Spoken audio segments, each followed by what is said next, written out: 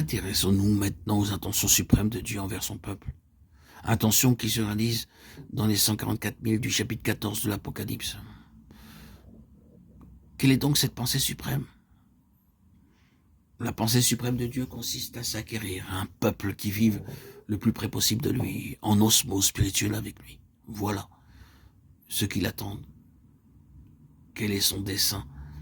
Cette question de position, de disposition, de distinction et d'héritage est d'ordre spirituel. Mettez de côté vos notions de géographie. Point n'est besoin de se tourmenter pour savoir où se trouve le ciel. Nous pourrions passer le restant de nos jours à essayer de le localiser. Cela ne mènerait nulle part, nulle part. Croyez-le. Croyez-le.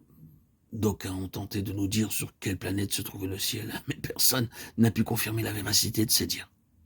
Mais, voyez-vous, il s'agit de proximité spirituelle. Il serait tout à fait possible, oui, glorieusement possible, quel que soit l'endroit où nous sommes, de se retrouver au ciel, suite à une visite en grâce de l'Éternel, sans pour autant quitter le lieu où nous nous trouvons. Et on s'exclamerait, c'est fantastique, merveilleux, sublime. Il n'y a rien d'aussi glorieux, d'aussi merveilleux, d'aussi sublime que cela. Peut-être n'avez-vous jamais fait cette expérience, pourtant elle est possible.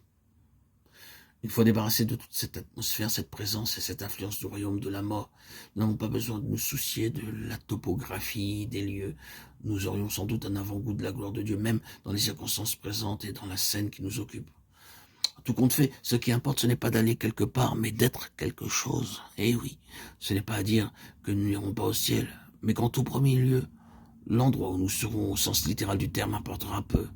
L'essence même du ciel, c'est d'être dans un certain état, et les cieux des cieux, l'endroit le plus élevé, le plus glorieux, se trouve là où Dieu obtient entière satisfaction dans une vie.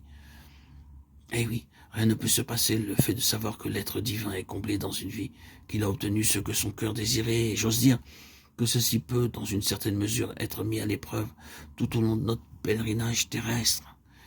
Si vous arrivez à vous et à moi d'avoir des luttes pour que le Seigneur Dieu établisse sa seigneurie ou son autorité dans un domaine qui nous est cher, qui nous tient particulièrement à cœur, qui revêt une grande importance à nos yeux, auquel nous tenons vraiment quelque chose que nous avons du mal à délaisser et que nous ressortions victorieux de l'épreuve devant le Seigneur après bien des combats, des conflits, des souffrances et des peines, alors s'installerait non seulement une joie, une paix, une quiétude, mais aussi un tel sentiment de la présence du Seigneur que nous en ressentirions quelque chose de glorieux. Dieu a finalement triomphé.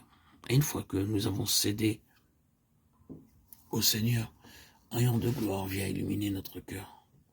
Nous n'en éprouvons maintenant les effets que dans une faible mesure. Mais il faut que cette victoire soit totale, complète, définitive, et que nous n'ayons plus du tout de conflit, d'obstacles, de lutte et d'interrogation. Le problème a été réglé une fois pour toutes. Dieu a atteint pleinement son objectif.